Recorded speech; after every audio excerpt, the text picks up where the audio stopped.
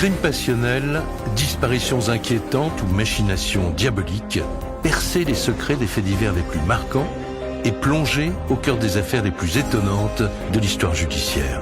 La découverte de la vérité ne tient parfois qu'à un fil. Bienvenue dans Chronique criminelle. Dans cet épisode, l'affaire des époux Saint-Aubert. Tout commence le 19 avril 2008 en Moselle, quand Olivier Bommersbach alerte les gendarmes. Cela fait plusieurs jours qu'il est sans nouvelles de sa mère Jocelyne et de son mari Jean-Claude. Et il est très inquiet.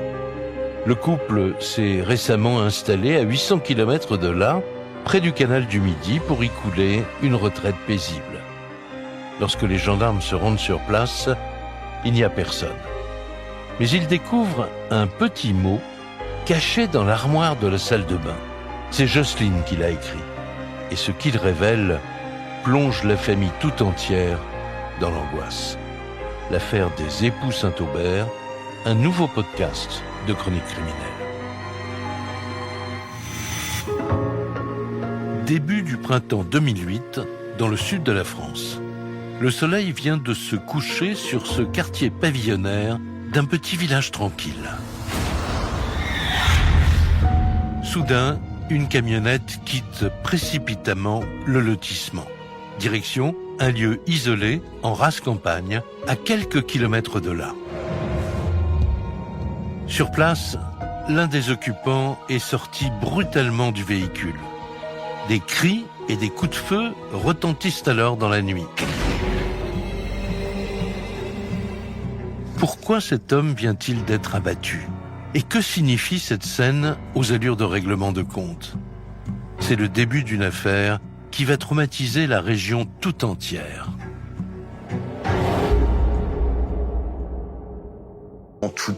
Pas très grande, elle fait 1m53. Olivier Bommersbach, fils de Jocelyne Fernandez. Elle était comptable de profession. Ouais, c'était quelqu'un qui était aussi dynamique et qui aimait bien tout ce qui était tissu un peu social. Elle aimait bien aider les gens, travailler un petit peu au secours populaire, par exemple, oui. Voilà, c'était maman, ça. Jocelyne n'a pas connu une existence très facile. Victime de violences conjugales par le passé, elle vit séparée depuis des années du père de ses 3 enfants. Il avait cassé le bras, il commençait à la frapper de plus en plus, donc elle est partie du jour au lendemain, hein. Elle a pris les affaires, elle a pris les enfants et elle est partie sans prévenir mon père, quoi. Elle est divorcée d'un mari qui était violent et pendant 20 ans, Virginie Selvetti, journaliste. elle a eu très peur de se remettre en couple. Elle était un peu traumatisée par cette relation amoureuse. Ma mère, j'arrêtais pas de lui dire, trouve-toi quelqu'un, tu vas pas rester toute seule tout le temps et tout machin. Elle me disait non, mais c'est pour être mal accompagnée, je préfère rester toute seule. À défaut de vie sentimentale, Jocelyne concentre toute son affection sur ses 3 enfants. Et depuis peu, sur ses petits-enfants. Mais c'est avec Olivier, son fils, qu'elle garde les liens les plus étroits. J'avais une relation hyper fusionnelle avec ma mère. Elle était tout le temps derrière moi, elle était tout le temps très protectrice. Elle était omniprésente, quoi. Jocelyne Fernandez a toujours été décrite comme une mère poule, une maman très proche de son fils. Nicolas Boussu, journaliste à l'Indépendant. Elle l'appelait très souvent. Elle ne passait jamais 48 heures sans l'appeler au moins une fois, quoi. C'était son petit, quoi. Elle le couvait. Ainsi s'écoule, en Lorraine, la vie discrète de Jocelyne Fernandez. Une mère et une grand-mère comblées, à qui le destin finit par sourire. En 2005, elle fait la connaissance d'un homme âgé de 63 ans. Il s'appelle Jean-Claude Saint-Aubert. Alors tous les deux se rencontrent à l'occasion d'un dîner, même si en fait ils se connaissaient d'avant, mais bon, ils s'étaient rencontrés, ils s'étaient perdus de vue. À la faveur d'un repas organisé par des amis communs. Corinne Saboureau, journaliste à l'Indépendant. Ils vont un petit peu jouer les entremetteurs. Ils se retrouvent, en fait, tous les deux. Et puis là, autour de cette table, c'est le coup de foudre. À compter de cette soirée, ils ne se quitteront plus. Il faut dire que ce charmant sexagénaire a tout pour plaire à Jocelyne. Retraité de fraîche date, il se fait remarquer par son énergie folle et son sens de l'humour. Jean-Claude était ingénieur aéronautique et il était souvent décrit comme un marrant, Jean-Claude. Quelqu'un qui aimait faire rire ses amis. Il lui redonnait le sourire, elle avait retrouvé le bonheur avec cet homme. Elle était heureuse. Il la faisait sortir, il l'emmenait en voyage, qu'elle pouvait pas forcément faire avant. Moi, je l'ai adoré, c'était un homme génial. Un homme qui vit seul lui aussi, depuis sa rupture avec la mère de ses enfants. En quelques semaines à peine, tout s'accélère pour Jocelyne et pour Jean-Claude. Un soir, on était invité à un repas, et puis à un moment donné, il me dit voilà, bon, avec ta maman, on aimerait bien terminer notre vie ensemble. Est-ce que vous accepteriez si je demande la main de votre maman en mariage? Ouais, c'est marrant à l'ancienne, quoi. C'était adorable. Lorsque Jean-Claude a demandé la main de Jocelyne à Olivier, Gérard Delplanque, avocat des parties civiles. on est très vieille France. On est dans l'Est. Et dans l'Est, on ne badine pas avec les choses de l'éducation. Résultat, le 7 avril 2006, Jocelyne Fernandez devient officiellement Madame Saint-Aubert. Deux familles réunies, un moment inoubliable. Et pour que leur bonheur soit total, Jean-Claude a tout prévu. Peu de temps après leur mariage, en fait, Jean-Claude glisse l'idée à Jocelyne, effectivement, de partir dans le sud de la France. Changer de vie, quitter la grisaille, et surtout construire une maison qui va leur permettre, dans le futur, d'accueillir la famille, en fait. C'était le moyen de concrétiser ce nouveau départ. Une vraie nouvelle vie qui devait durer longtemps et dans le bonheur. Pour le couple, direction l'extrême sud de la France, à la recherche d'un terrain à bâtir. Et plus particulièrement, la région de Narbonne, dans l'Aude. Les nouveaux mariés s'imaginent déjà profiter de ce coin de paradis, baigné de soleil et bordé par la Méditerranée.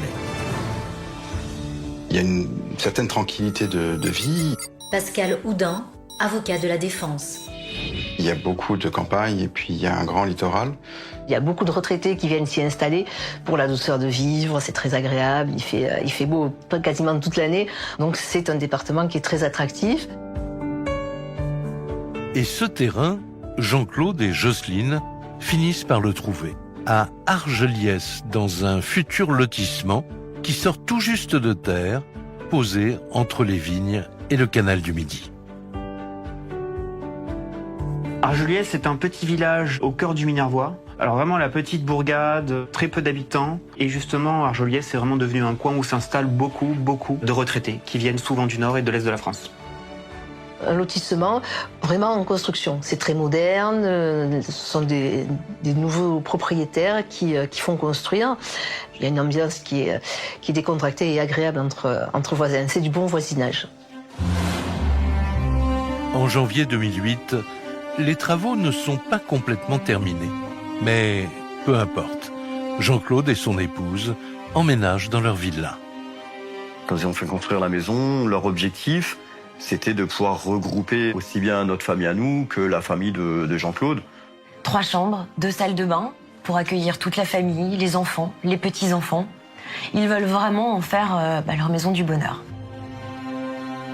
Pour Jocelyne et Jean-Claude Saint-Aubert, la promesse d'une retraite paisible et bien méritée sous le soleil du Midi.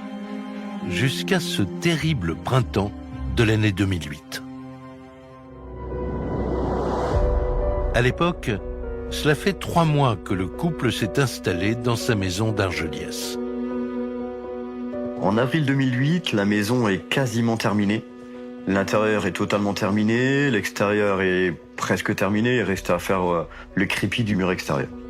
Il reste quelques travaux à faire, notamment terminer la piscine, quelques travaux d'aménagement, de décoration, mais tout est presque prêt pour enfin accueillir Olivier, donc le fils de Jocelyne, et ses enfants. C'est la toute première fois que des proches doivent venir découvrir cette nouvelle habitation si confortable. Les vacances approchent à grands pas Et depuis la Lorraine, Olivier est très impatient. Mais curieusement, du jour au lendemain, c'est la surprise. À compter du 3 avril 2008, il ne reçoit plus un seul coup de fil de sa mère. Maman m'appelait presque 2 fois par semaine.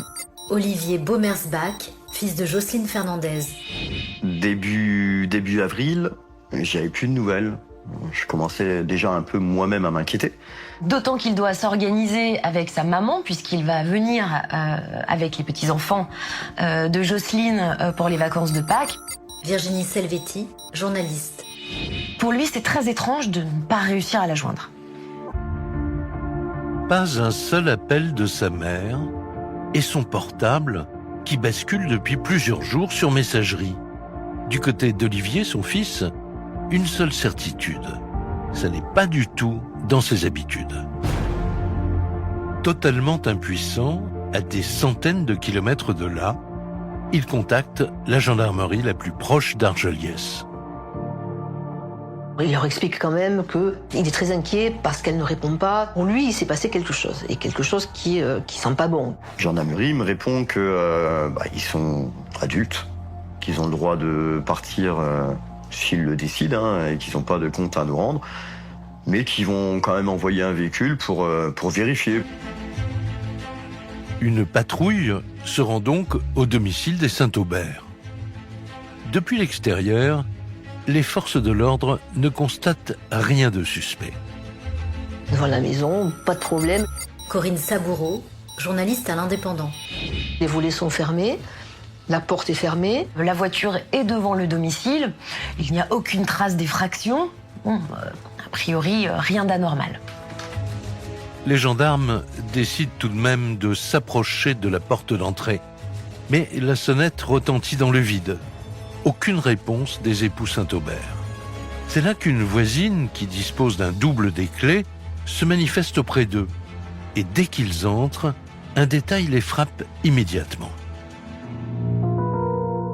Quand les gendarmes arrivent, ils sont déjà assez surpris de constater Éric Mouton, avocat de la défense. que la table du petit déjeuner est mise, que tout est encore là, le café est pas fumant mais presque dans les bols. Ce qui est quand même incompatible avec la famille Saint-Aubert. Alexandre Martin, avocat de la défense. Des gens d'un certain âge qui seraient jamais partis en week-end ou en voyage sans avoir préalablement rangé le petit-déj du matin. Cette scène pourrait faire penser à un départ précipité. Alors, quel motif aurait bien pu pousser ce couple de retraités à tout laisser en plan? Et dans ce cas, pourquoi leur voiture se trouve-t-elle encore sur place? Parmi les enquêteurs, les questions se bousculent. Ils continuent leur fouille. Ils vont faire une deuxième découverte, c'est qu'ils vont trouver les téléphones portables, le portefeuille et notamment les lunettes de Jocelyne également. Un gendarme m'appelle en me disant « Est-ce que, premièrement, votre maman, elle porte des lunettes ?» Je dis oui. « Est-ce qu'elle arrive à voir sans lunettes ?» Je dis « Non, pas possible, elle voit même pas à 1 mètre. » Après, il me dit « On a retrouvé son sac à main avec ses papiers. » Donc c'est là-dessus qu'ils me signalent, qu'ils m'annoncent qu'ils vont déclencher une procédure de disparition inquiétante. Depuis la Lorraine, pour Olivier, c'est désormais évident. Il s'est passé quelque chose de grave. Mais quoi? Impossible de le savoir. Alors ne tenant plus en place, il prend la route seul. Sa destination, le village d'Argelliès, dans l'Aude, à 750 km de là. Il s'est dit, bon, je vais descendre. Je vais aller voir ce qui se passe. Gérard Delplanque, avocat des parties civiles. Je vais vérifier pourquoi leur voiture est là, pourquoi on a pu entendre parler d'eux, pourquoi elle est partie sans ses lunettes. Je pensais qu'ils étaient peut-être tombés en vélo dans un fossé ou je sais pas. Je me rappelle quand je suis descendu à Argelliès, j'ai fait tous les petits chemins possibles et inimaginables pour essayer de les retrouver. C'est un peu chercher une aiguille dans une botte de foin. Argelliès, le 20 avril 2008. Olivier cherche désespérément sa mère et son beau-père. Les gendarmes prennent maintenant l'affaire très au sérieux. Et pour en savoir davantage, il commence une enquête de voisinage. 3 voisins vont leur certifier que la dernière fois qu'ils ont vu les époux Saint-Aubert, Nicolas Boussu, journaliste à l'Indépendant. c'était bien le 3 avril. Le 3 avril 2008. Après, plus rien. Plus personne n'a croisé leur chemin, plus personne ne les a vus. Et les volets sont restés fermés, la voiture n'a pas bougé. Ça correspond à ce que leur a dit Olivier, à savoir qu'à partir du 3, plus de nouvelles. Plus de nouvelles de sa mère, plus d'appels. Alors que l'enquête s'annonce déjà compliquée, la presse régionale s'empare de cette histoire.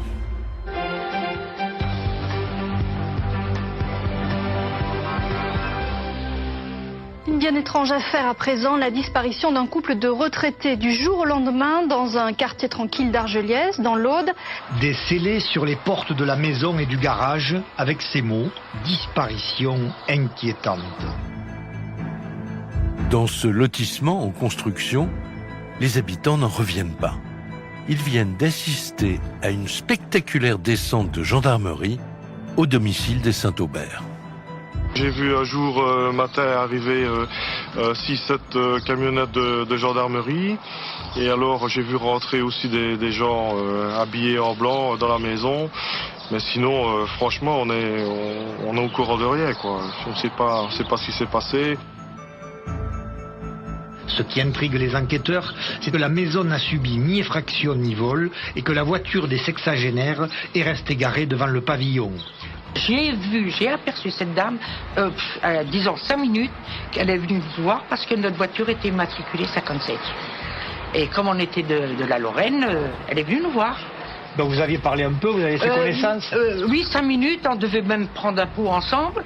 Et puis depuis, on l'attend.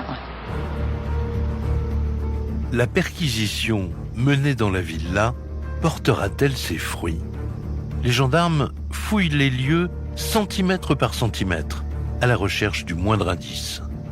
Ils passent au crible la maison, relevé d'empreintes, ADN, Blue Star, donc il n'y a aucune trace de sang.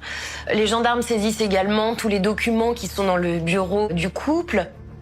Donc les gendarmes prennent des cartons de scellés, en fait, comme ça se fait habituellement.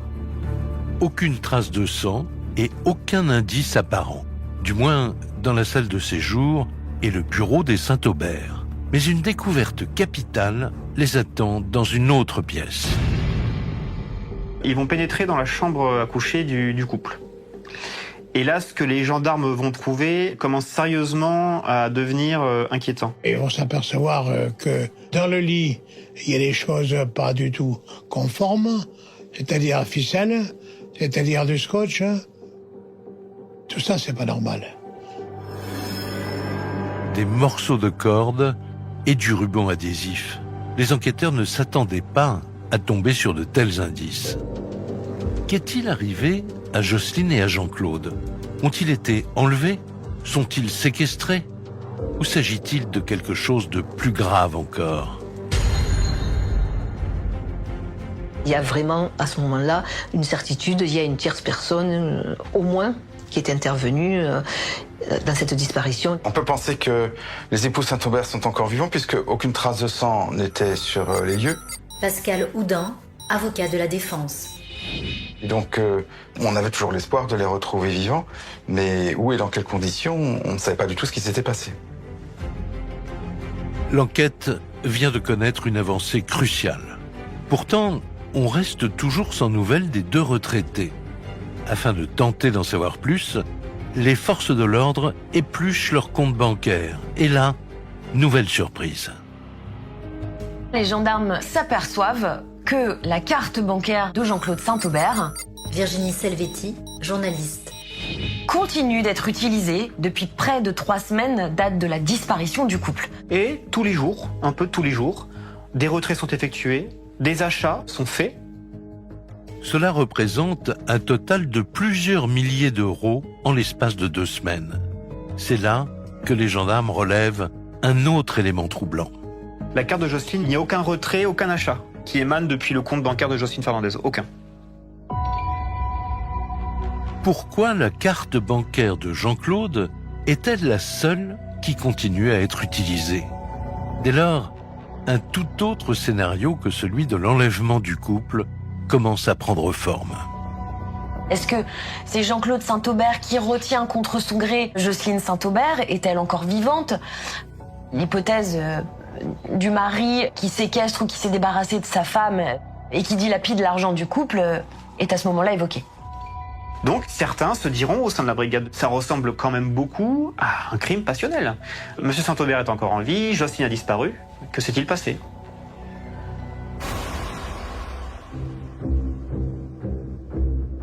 Reste que la nature de ces dépenses, effectuées avec la carte bancaire du mari, a tout pour intriguer les enquêteurs. Ces achats ne collent pas en effet avec ceux d'un homme en cavale qui viendrait de commettre l'irréparable. Faut quand même savoir, enfin là, ils sont pas bêtes, les gendarmes.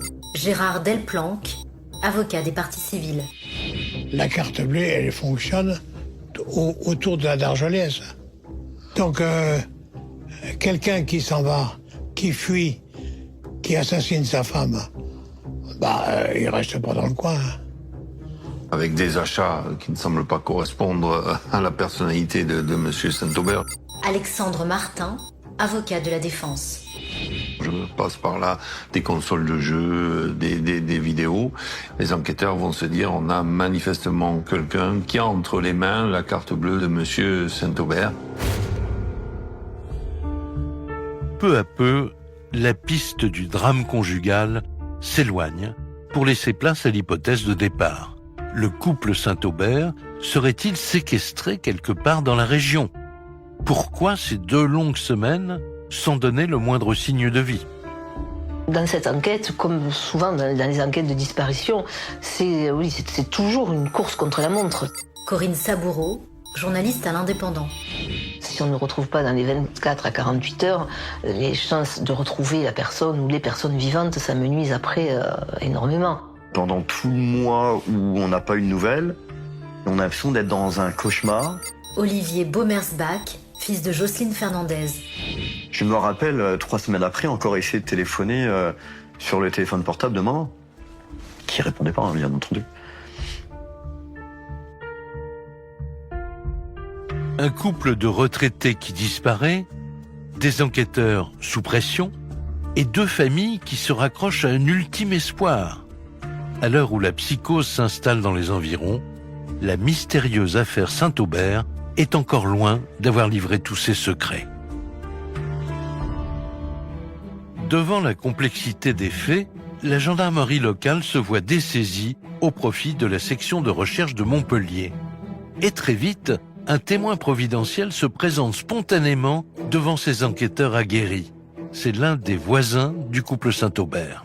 Le témoin va dire le 5 avril, un individu, un ouvrier, semble-t-il, maçon, est venu rendre des clés en disant « mais je faisais des travaux chez la famille Saint-Aubert, ils sont partis précipitamment, ils m'ont dit de vous rendre les clés ». Cette information donnée par le voisin est capitale, puisque du coup, ils ont maintenant une personne à identifier. Éric Mouton, avocat de la défense.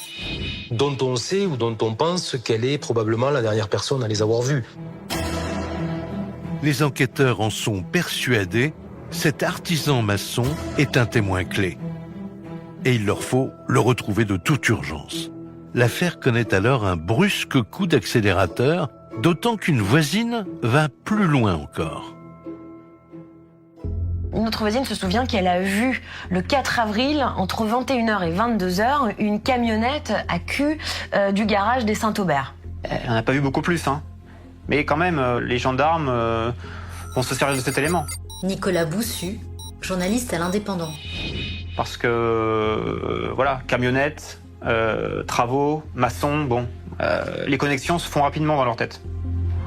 Reste à identifier ce fameux maçon qui a remis les clés à la voisine du couple. Or, il s'avère que plusieurs artisans ont travaillé sur le chantier de leur villa. L'un d'entre eux saurait-il quelque chose? Et immanquablement, on comprend qu'il y a eu des travaux qui ont été faits sur cette maison. Et le lien est vite fait avec des documents qui sont des devis et des factures de travaux réalisés sur la propriété des époux Saint-Aubert. Il ne peine pas à le retrouver puisque dans les papiers qui ont été saisis chez le couple Saint-Aubert, il retrouve dans les documents les factures du maçon qui a effectué les travaux dans la maison. Cet entrepreneur du bâtiment est aussitôt convoqué. Et très vite, il explique qu'il n'a pas mis les pieds sur le chantier de la maison des époux Saint-Aubert. Lorsqu'il sera interrogé, l'entrepreneur expliquera qu'il a fait appel à un autre entrepreneur pour sous-traiter le chantier qu'il ne pouvait pas forcément terminer. Et qu'il a recommandé un autre maçon du coin, un dénommé Jean-Barthélemy Radquebert. Jean-Barthélemy Radquebert, un homme âgé d'une trentaine d'années qui apparaît effectivement comme maçon au registre des sociétés. Et surtout, un homme qui correspond au signalement de cet artisan qui a donné les clés à la voisine. En attendant de localiser ce Jean-Baptiste Radquebert, les gendarmes continuent d'examiner les scellés saisis chez les Saint-Aubert. Ils y font une nouvelle découverte qui pourrait tout faire basculer. Alors les gendarmes, après la perquisition, analysent les éléments saisis, et en ouvrant la boîte de l'armoire à pharmacie, ils vont tomber sur un carnet. Et dans ce carnet, ils découvrent un mot. Et un mot qui fait froid dans le dos. Et dans ce petit carnet est écrit, au milieu d'une main tremblotante, Virginie Selvetti, journaliste. Nous sommes pris en otage et nous avons été volés par Modeste et son copain Foued. Ils veulent nous tuer et nous mettre dans le champ de Modeste à Cruzy. Nous sommes pris en otage, ils veulent nous tuer. Les gendarmes sont abasourdis. Il s'agit visiblement d'une écriture féminine, sans doute celle de Jocelyne Saint-Aubert. Avait-elle compris en écrivant ces quelques lignes que ses heures étaient comptées? Et les enquêteurs là imaginent ce qu'ont pu être les derniers instants de ce couple. C'est-à-dire que Jocelyne Saint-Aubert a écrit ce mot parce qu'elle se savait condamnée. Donc c'est comme un témoignage posthume. Elle a ce courage d'écrire sur sa propre mort, en l'anticipant bien sûr, et en se disant que quelqu'un un jour trouverait ce petit mot pour qu'on puisse identifier leurs assassins, les assassins du couple. Impossible pour les enquêteurs à ce stade de savoir qui sont Modeste et Foued, les probables ravisseurs à qui Jocelyne fait référence. Et lorsqu'Olivier doit authentifier l'écriture de sa mère sur ce carnet, pour lui, tout s'écroule. Quand ils m'ont montré le mot, c'était typiquement l'écriture de maman. Typiquement. Maman qui était dans une condition de stress quand elle a écrit ce mot, ça se comprend bien. Je me dis qu'il s'est forcément passé quelque chose de grave. Quand on apprend ça, on se dit est-ce qu'il y a vraiment encore de l'espoir? Pour les proches de Jocelyne, comme pour ceux de Jean-Claude, c'est le choc. 1 mois après leur disparition, l'espoir qui subsistait de les retrouver vivants vient tout simplement d'être balayé. 29 avril 2008, 2 jours après la découverte du mot signé de la main de Jocelyne. Un homme totalement paniqué contacte la gendarmerie locale. Il vient de faire une découverte effroyable dans un coin isolé à quelques kilomètres d'Argelliès. Il roulait à bicyclette, il faisait son petit tour normal. Et en passant devant un champ, il a trouvé en contrebas d'un parapet, il a trouvé un corps. Un corps difficilement identifiable. Alexandre Martin, avocat de la défense. Dont la tête est désolidarisée, il va effectivement immédiatement appeler, effrayé, appeler les gendarmes. Ce corps humain, celui d'une femme, se trouve en état de décomposition avancée. Sur le moment, impossible de l'identifier, même si la section de recherche pense évidemment à Jocelyne Saint-Aubert, portée disparue depuis presque 1 mois déjà. Les investigations médico-légales vont te permettre d'établir qu'elle a les mains attachées, menottées. On va s'apercevoir qu'elle a une balle dans la tête. Gérard Delplanque, avocat des parties civiles. On lui a coupé la tête avec le tranchant d'une pelle. C'est l'exécution. Un cadavre ligoté, un déferlement de violence et cette mort par arme à feu. Un crime d'une cruauté inouïe. Pour Olivier, le fils de Jocelyne, c'est l'horreur à l'état pur. Car l'ADN est formel, c'est bien du corps de sa mère dont il s'agit.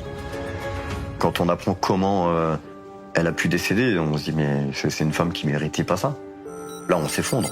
Olivier Bomersbach, fils de Jocelyne Fernandez.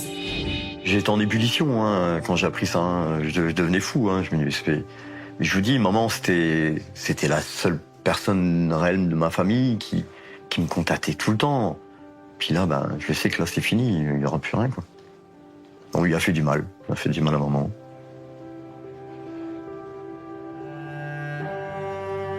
Une famille anéantie, celle de Jocelyne, et une autre famille au supplice, celle de Jean-Claude Saint-Aubert, qui doit se résoudre à envisager le pire. Le retraité a-t-il, oui ou non, été exécuté au même titre que son épouse? Pour les enquêteurs, la découverte d'un des deux corps agit comme un électrochoc. Il faut absolument mettre la main sur Jean-Barthélemy Radquebert, ce fameux maçon qui serait le tout dernier à avoir vu le couple vivant. Jean-Barthélemy Radquebert est un homme issu des gens du voyage, des gitans comme on dit, issu d'une grande famille, ils étaient 12 je crois, un père patriarche relativement autoritaire. C'est un homme qui se présente sous une forme assez massive déjà. Éric Mouton, avocat de la défense. Physiquement, il est grand, il est assez corpulent, il est assez costaud. Cet homme, âgé de 30 ans, aurait-il quelque chose à voir avec cette histoire? En regardant leur fichier, ils découvrent un profil qui pourrait s'avérer intéressant. Il sera à plusieurs reprises confronté à la délinquance. Il a été condamné à 3 ou 4 reprises. Il y a quelques condamnations qui sont essentiellement relatives à des faits de fausse monnaie ou de vol, en tout cas rien qui a trait de près ou de loin à des faits de violence. En dépit de son passé, Radquebert est devenu chef d'entreprise et père de famille. Il n'a pas vraiment le profil d'un tueur capable d'une telle violence criminelle. Mais une information, recueillie par les gendarmes, va achever de faire basculer toute cette enquête. On apprend que dans la famille, tout le monde lui donne le surnom de Modeste. Tout de suite, quand les enquêteurs apprennent que c'est Modeste son surnom, Nicolas Boussu, journaliste à l'Indépendant. ça fait évidemment écho aux mots retrouvés dans l'armoire à pharmacie. Effectivement, Modeste, voilà. Dire c'est pas courant quand même. Les gendarmes se rendent compte que Jean-Barthélemy Radquebert et Modeste ne font qu'un. Il s'agit là de la même personne. Ces mots, griffonnés par Jocelyne, juste avant sa mort atroce, résonnent encore dans la mémoire des enquêteurs. Nous sommes pris en otage par Modeste et son copain Foued. Ils veulent nous tuer et nous mettre dans le champ de Modeste à Cruzy.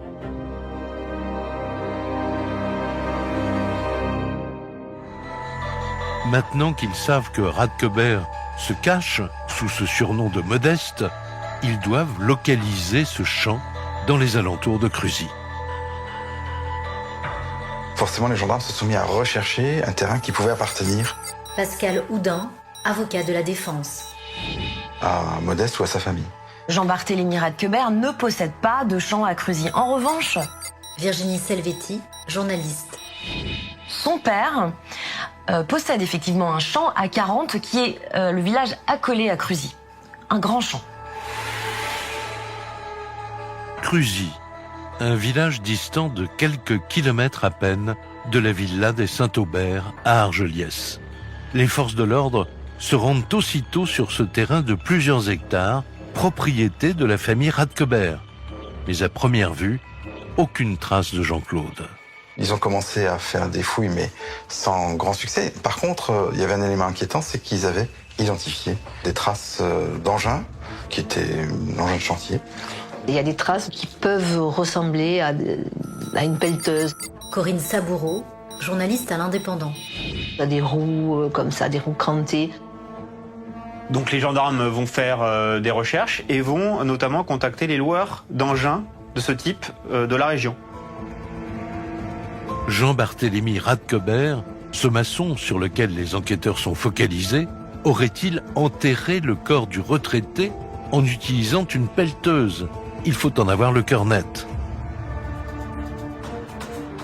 Et c'est là qu'ils ont trouvé effectivement une société qui a répondu positivement à leur recherche et qui a indiqué qu'il y avait effectivement quelques jours auparavant un engin de chantier qui avait été loué et qu'un numéro de téléphone avait été donné en guise de contact. Et le numéro de téléphone qu'ils récupèrent correspond à un certain Fouad Selam. Fouad, le Fouad du mot de Jocelyne. Donc les gendarmes font immédiatement le rapprochement. Difficile pour les enquêteurs de n'y voir qu'une simple coïncidence. Ce Fouad Selam, 27 ans, qui a loué la pelleteuse, ne peut être que le complice de Modeste, dénoncé par Jocelyne dans son terrible message posthume. Un homme qui, comme Radquebert, possède un casier judiciaire. Fouad Selam, il a au départ toutes les caractéristiques de la petite frappe, en fait. C'est un petit délinquant. Il a un casier judiciaire qui porte 9 mentions, notamment pour de la délinquance routière et des faits liés à l'alcool souvent. Voilà. Et il a également été condamné après avoir menacé de mort sa compagne. Fouad Selam est en liberté conditionnelle depuis mars 2008, donc c'est très récent. Il est sorti grâce à un employeur qui lui a fait une attestation de travail. Et donc il rentre tous les week-ends dormir en prison. Les gendarmes apprennent que cet employeur n'est autre que Jean-Barthélemy Radquebert, leur suspect. Les taux se resserrent inexorablement sur les deux hommes. Ils décident de ne plus les lâcher d'un millimètre. Écoute téléphonique, filature. Lors de ces surveillances, ils constatent que c'est Radquebert qui utilise depuis plus de 2 semaines la carte bancaire de Jean-Claude Saint-Aubert. Il doit être filmé, en train de faire des retraits. Alexandre Martin, avocat de la défense.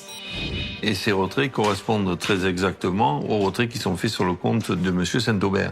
Donc il va l'utiliser, on va le suivre à la trace. Et ça n'est pas tout. En détaillant leur relevé téléphonique, ils font une autre avancée. Notre élément fort du dossier, c'est que le 4 avril, ils se sont téléphonés 22 fois. Et 22 fois dans la même journée, ça fait beaucoup, c'est encore plus suspect. Pour les enquêteurs, c'est l'heure de vérité.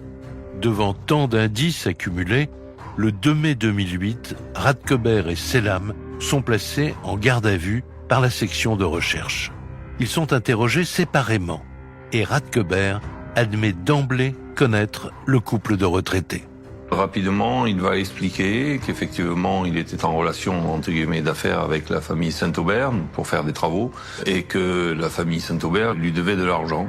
Le Saint-Aubert lui devait de l'argent pour des travaux qui avaient été réalisés, qui n'avaient pas été payés, et que donc, en quelque sorte, il s'est fait justice lui-même en utilisant cette carte bleue pour se rembourser de la dette qu'il indiquait avoir.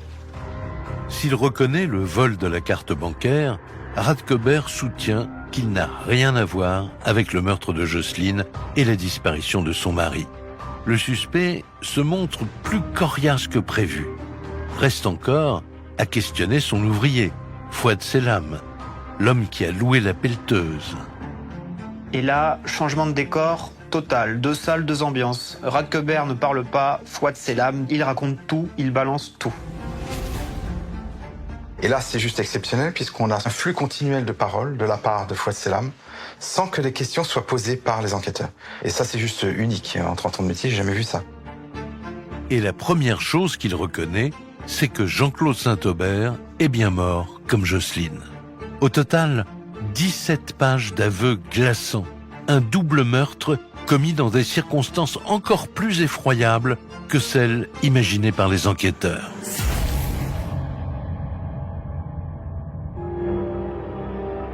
D'après le récit de Selam, l'idée aurait germé peu avant la disparition du couple.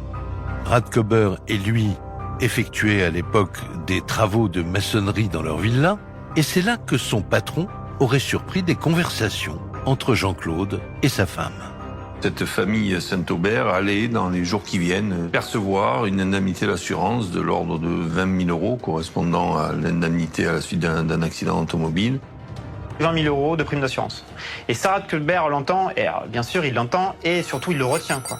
Nicolas Boussu, journaliste à l'Indépendant. C'est pas tombé dans l'oreille d'un sourd, comme on dit. Et depuis ce moment-là, en fait, Radkeber, il a qu'une idée en tête, c'est de voler l'argent à Jean-Claude Saint-Aubert. Ce fameux 4 avril 2008, raconte Fouad Selam, Jean-Barthélemy Radkeber passe le récupérer dès 6h du matin chez lui. Direction Argelliès et la villa des époux Saint-Aubert. Ce jour-là, son patron aurait déjà tout prévu. Jean-Barthélemy Radkeber lui fait part de son projet. Virginie Selvetti, journaliste. De se rendre au domicile du couple et de ne pas faire les travaux, mais de les prendre en otage. On a de l'adhésif, on a des cordelettes, on a un flingue, on va leur faire peur. Et on va prendre la carte bleue des vieux, moi je vais les retirer, et puis toi, tu vas les surveiller. Voilà ce que tu vas faire, Fouad, à la maison. Tu vas les surveiller, voilà. Et moi j'irai prendre le fric. Arrivés sur les lieux, en possession de 2 armes à feu, les maçons sont accueillis le plus chaleureusement du monde par Jean-Claude Saint-Aubert, qui leur sert même un petit déjeuner. Jocelyne, son épouse, n'est pas encore levée. Et Jean-Barthélemy Radkeber lance « ça y est, il faut y aller ». Et c'est le nom de code pour passer à l'action. L'action, c'est sortir les 2 armes, menacer Jean-Claude Saint-Aubert, qui, au dire de Fouad à ce moment-là, éclate de rire. Mais devant l'insistance et la froideur des agresseurs, il comprend qu'il y a un vrai problème. Pascal Houdin, avocat de la défense. Et il est mené dans la chambre à coucher, où madame dort encore, pour être allongée, ligotée, pendant que madame, elle, est réveillée et ligotée aussi. D'après Fouad Selam, tout se serait ensuite enchaîné. Les 2 retraités sont solidement attachés sur le lit et sous la menace de leurs armes, les 2 malfaiteurs obtiennent leurs cartes bancaires ainsi que les codes secrets. Pendant que Radkeber s'en va écumer les distributeurs de billets, Fouad, lui, a pour mission de surveiller les époux. Sauf qu'il n'a pas tous ses esprits, et pour cause. Fouad Selam, en fait, dès le matin, très tôt, il commence par s'alcooliser. L'alcool aidant, il va largement relâcher sa surveillance. Fouad Selam explique qu'à maintes reprises, il a détaché le couple pour qu'il se restaure, pour qu'il aille au petit coin. Et c'est à ce moment-là que Jocelyne Saint-Aubert a pu écrire ce fameux mot retrouvé dans le carnet.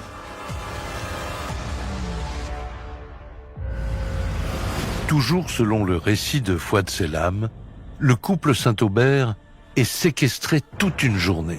Ce n'est qu'au retour de Radkeber, le soir venu, que la situation aurait vraiment dérapé. Il rentre très très énervé parce qu'en réalité, il n'a pas pu retirer toutes les sommes qu'il voulait. La carte bleue de madame Saint-Aubert n'avait pas fonctionné puisqu'il n'avait pas eu les bons codes. Il racontera qu'il devient dingue, en fait, Radkeber. Il devient dingue parce qu'il trouve Selam complètement alcoolisé avec les Saint-Aubert dans le salon en train de discuter, en ayant totalement relâché sa garde et sa surveillance. Et donc là, Selam dit « mais Radkeber vrille ». Ivre de rage, Radkeber gare sa camionnette devant l'entrée du garage. Toujours ligotés, les époux Saint-Aubert sont jetés à l'arrière. En pleine nuit, alors que les voisins ne se doutent de rien, le véhicule quitte le lotissement des rives du canal.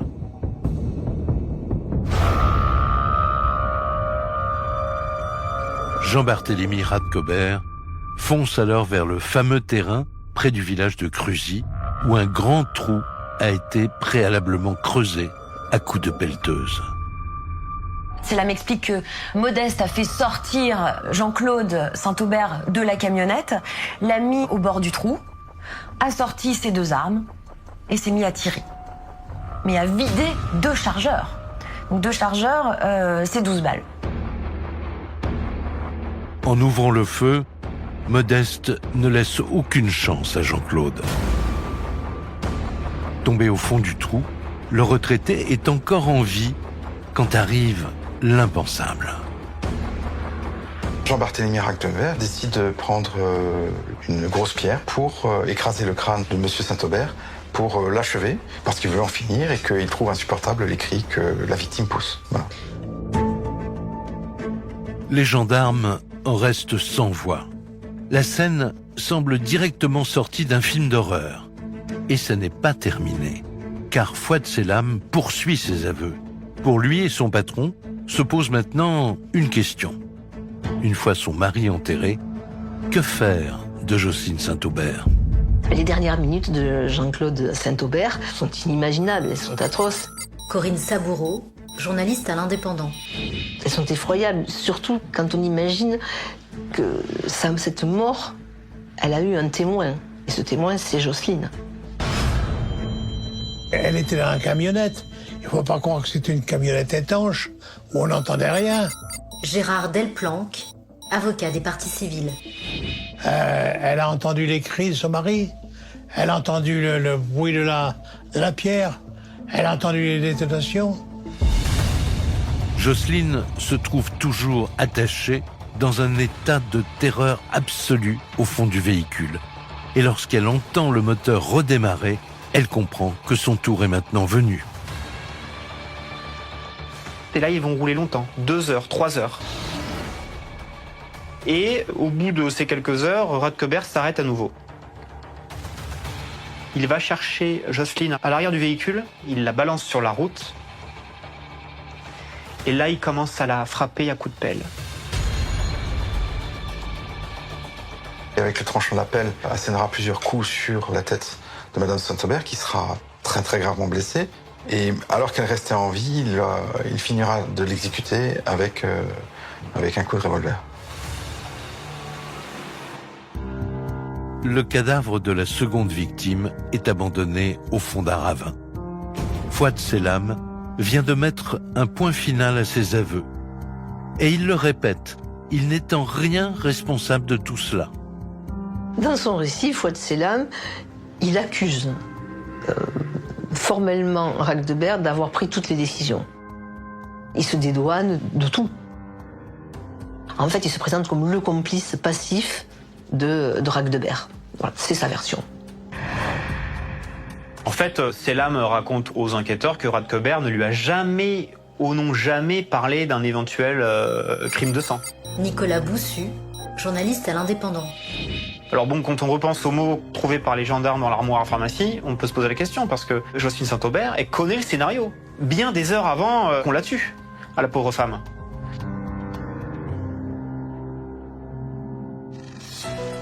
Seule solution pour démêler le vrai du faux, confronter Racquebert aux accusations gravissimes de son ouvrier. Après 12 heures d'interrogatoire, le patron accepte enfin de parler, mais il nie à son tour être à l'origine du double meurtre. Racquebert, lui, expliquera que son but, c'était de voler la carte bleue. Éric Mouton, avocat de la défense.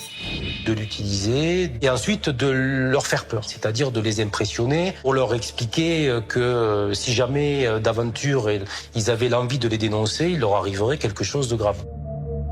Les gendarmes ont du mal à y croire, car Jocelyne évoquait déjà sa mort programmée dans son fameux appel au secours, écrit dans la salle de bain.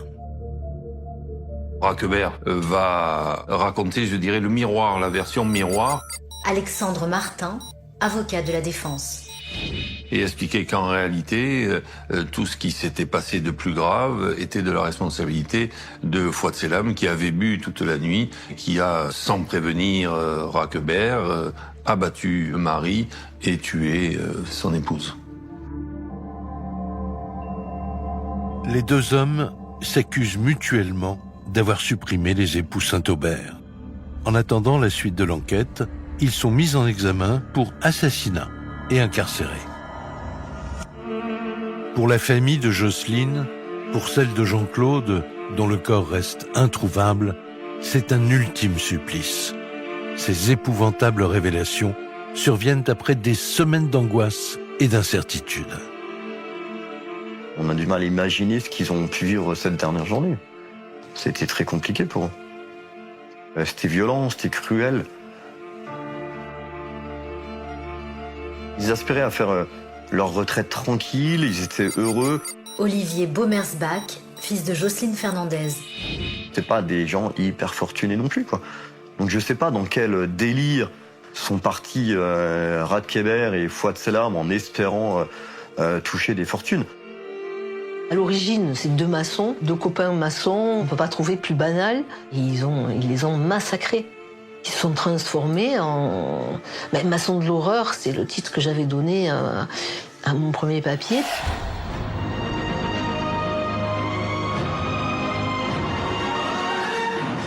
On en apprend un peu plus chaque jour sur la disparition de ce couple de retraités début avril dans l'Aude. Les 2 hommes placés en garde à vue ont avoué le double meurtre et ont été mis en examen. Le corps de la femme a été retrouvé et les enquêteurs s'activent à la recherche de la 2e victime. Le procureur de la République et les gendarmes sont formels. Les meurtres de Jocelyne Fernandez et Jean-Claude Saint-Aubert étaient prémédités. Les détails sur le déroulé des faits sont accablants. Quelques jours avant le double meurtre, sur le terrain du père de l'un d'eux, les assassins présumés sont allés creuser une fosse. Cette fosse, c'était manifestement dans l'intention de faire disparaître les corps. On a en plus la certitude de cette préméditation parce que les 2 personnes sont arrivées au domicile du couple des personnes âgées, munies de pistolets et de menottes. Alors que la France entière découvre, horrifiée, les dessous de cette affaire, l'instruction suit son cours. Jean-Barthélemy Radkeber, considéré comme le cerveau de l'histoire, n'en démord pas. Interrogé par le juge, il continue d'accuser Fouad Selam. Et concernant le trou creusé avec la pelleteuse, il jure qu'il n'était pas destiné à dissimuler des cadavres. Il explique que ce trou a vocation à recevoir, à brûler des déchets, mais en aucun cas, ce trou n'était destiné, encore une fois, à servir de tombe. C'est ce que dira toujours Radkeber. La tombe creusée sur le champ et signe l'assassinat et signe le meurtre avec préméditation. Enfin, mais comment il pourrait en être autrement? Enfin, le trou est creusé quelques jours avant. En plus, le numéro qu'on retrouve auprès du loueur d'engins, c'est bien le numéro de Fouad Selam. C'est Selam qui loue le tractopelle. Ils sont tous les 2 liés dans cette histoire, vraiment. Le corps de Jean-Claude Saint-Aubert ne sera découvert que quelques jours plus tard, enfoui sur ce fameux terrain près du village de Cruzy. Alors, Jean-Barthélemy Radkeber ou Fouad Selam, qui des 2 maçons de l'horreur a le plus de sang sur les mains dans l'assassinat des époux Saint-Aubert? Et venons-en maintenant à cette affaire douloureuse. Je vous en parlais dans les titres. Jugés en ce moment aux assises de l'Aude, 2 hommes qui se renvoient les responsabilités du double meurtre d'un couple de retraités. C'était en 2008 à Argelier dans l'Aude. Tribunal de Carcassonne, 12 janvier 2012. Presque 4 ans après les faits, les 2 hommes présents dans le box savent qu'ils jouent très gros. L'enjeu du procès, c'est d'essayer de comprendre qui avait fait quoi, d'amener l'un ou l'autre à prendre ses responsabilités. Éric Mouton, avocat de la défense. Juridiquement, judiciairement, leur sort était scellé. Ce sont des faits commis en réunion, on savait qu'ils seraient tous les 2 condamnés. On imaginait bien qu'on va être sur des peines énormes. Et tout l'enjeu est de savoir si on va être dans une peine de 30 ans, de perpétuité avec une sûreté. On sait très bien qu'on sera à ce niveau-là de condamnation. Dès l'ouverture des débats, Radkeber campe sur ses positions. Malgré tous ces indices accablants, le principal accusé continue d'affirmer qu'il n'est pas l'instigateur de cette tuerie. On s'aperçoit que Jean-Barthélemy Radkeber est quand même un homme dénué d'empathie. Virginie Selvetti, journaliste. Qu'il n'éprouve aucun regret, aucun remords à l'égard des victimes. Parce que cet homme, ne se reconnaissant pas coupable, effectivement, va exprimer une absence totale de culpabilité. Alors que les 2 accusés se renvoient toujours la balle, sur le banc des parties civiles, c'est un cauchemar. La famille de Jocelyne Fernandez ne peut retenir son émotion. Je mets un visage sur ceux qu'on fait du mal qu'on fait du mal à ma mère et à mon beau-père, quoi. C'est tout. Mais rien que de les voir, c'est dur. C'est dur. C'est ma grande sœur et... Moi, dès que j'avais un souci, quelque chose, je m'adressais à ma grande sœur, quoi. Puis bon, elle avait toujours plein de tendresse pour moi, j'étais toujours sa petite chérie. Même épreuve pour la belle-sœur de Jean-Claude. Elle ne peut chasser de sa mémoire les images de la dernière journée des époux Saint-Aubert. C'est donc par humanité qu'ils ont ouvert la porte le matin du 4 avril, alors que les deux autres venaient pour les exécuter. Et ça, ils ne pouvaient pas le penser. C'était pas possible. Selam et Radkeber restent indifférents à la souffrance éprouvée par les familles des deux victimes. Les maçons de l'horreur n'en diront pas davantage. Vous avez deux versions, mais je pense que c'est un spectacle relativement difficile à supporter, ne serait-ce que par la nature des faits. Nous n'avons pas deux accusés avec une version univoque. C'est lui, c'est pas moi. Tout le temps, tout le temps, tout le temps. Nicolas Boussu, journaliste à l'Indépendant. Aucun n'a jamais accepté d'endosser ses responsabilités. Juste Selam qui a dit regretter de ne pas avoir empêché le crime. C'est bien peu. Après 3 jours d'audience, la sentence tombe. Radkeber est condamné à la peine maximale, la réclusion criminelle à perpétuité. Quant à Selam, il se voit infliger 30 ans de prison comme co-auteur du double assassinat. À l'arrivée, Radkeber sera un peu plus lourdement condamné que Fouad Selam. C'est quelqu'un qui va être détenteur des armes, c'est quelqu'un qui va connaître ce fameux terrain à Cruzy. Et donc, on voit que beaucoup d'éléments le relient à l'organisation des faits. En appel à Perpignan, les deux hommes seront condamnés aux mêmes peines. 2 procès qui laissent un goût amer aux familles des époux Saint-Aubert. Elles doivent se résoudre à ne jamais connaître la vérité. Savoir qui a tué, qui à un moment donné a sorti l'arme pour abattre de plusieurs balles Monsieur Saint-Aubert. Alexandre Martin, avocat de la défense. Qui a décidé d'abattre Madame et de la jeter dans ce ravin. Donc à un moment donné, qui? Ce qu'on veut savoir, c'est la vérité. On veut savoir qu'est-ce qui a pu se passer. C'est les grosses lignes. Voilà, comment ça s'est déroulé la journée, mais on ne sait pas qui a fait quoi. On ne sait pas. Olivier Bomersbach, fils de Jocelyne Fernandez. La vérité, après autant de temps, je pense que je l'aurai jamais, mais je me suis fait ma propre vérité dans ma tête.